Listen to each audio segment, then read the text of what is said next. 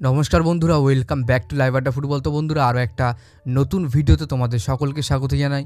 তো বন্ধুরা, শুভ সকাল সবাইকে।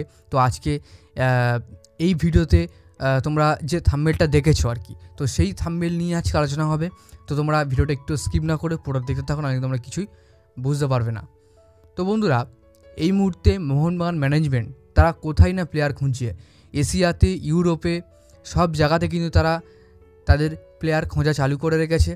এবং সামনের এই যে উইন্টার সিজন আসছে, এই উইন্টার সিজনে কিন্তু দিমিকে ছেড়ে দেবে মোহনবাগান। এটা তোমরা কথাটা মিলিয়ে নিও। দিমি কিন্তু মোহনবাগানে থাকছে না, এই পরের সিজন কিন্তু দিমিত্রি পেতাতস তিনি কিন্তু খেলবে না। এবং দিমির বদলে মোহনবাগান তারা কিন্তু স্কটল্যান্ড থেকে কিন্তু নতুন প্লেয়ারের উপর নজর দিচ্ছে। তবে প্লেয়ারটার নাম কিছুতেই জানা যাচ্ছে না। আমি চেষ্টা করব, যদি নাম আমি জানতে পারি বা কোনো হিন্ট পাই, তাহলে কিন্তু অবশ্যই আমি তোমাদের সঙ্গে বিকেলবেলার ভিডিওতে শেয়ার করব। তো যারা এখনও চ্যানেলটাকে সাবস্ক্রাইব করো, তারা অবশ্যই চ্যানেলটাকে সাবস্ক্রাইব করে নাও। দেখো, আরেকটা কথা যেটা কাল থেকে বেরিয়ে আসছে এবং অনেক জায়গাতে তোমরা ফেসবুক থেকে দেখেছো, যে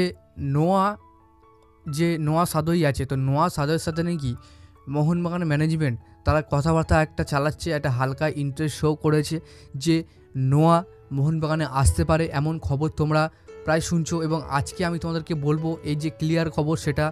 দেখো, নোয়া কিন্তু বর্তমানে একটা ডিলের মধ্যে আছে কেরালার সাথে। তো সেক্ষেত্রে কিন্তু তার সাথে এখনও চুক্তি শেষ হয়নি কেরালার।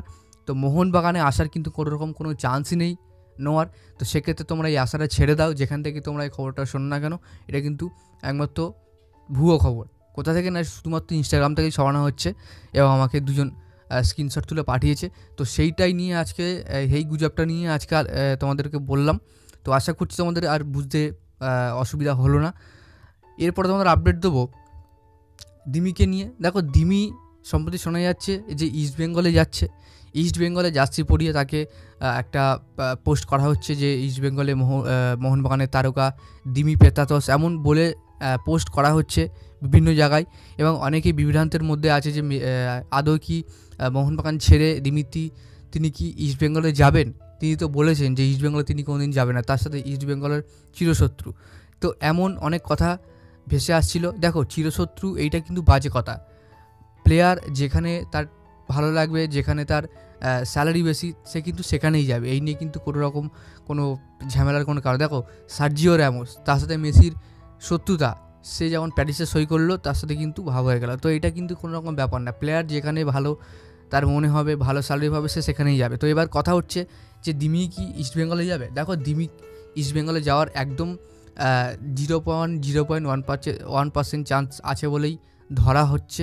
কারণ ট্রান্সফার মার্কেটে কোনো রকম কোনো আপডেট এই বিষয়ে দেওয়া হয়নি যে দিমিত্রি তিনি ইস্টবেঙ্গলে যাচ্ছেন। তবে পরবর্তীকালে কোনো আপডেট আমার কাছে এলে আমি কিন্তু সবার প্রথমে তোমার সঙ্গে শেয়ার করব। তো তার জন্য কি তোমাদের চ্যানেলটা সাবস্ক্রাইব করে রাখতে হবে। তো যাক বন্ধুরা, আজকের জন্য ভিডিওটা এতটাই ছিল। ভিডিওটা ভালো লাগে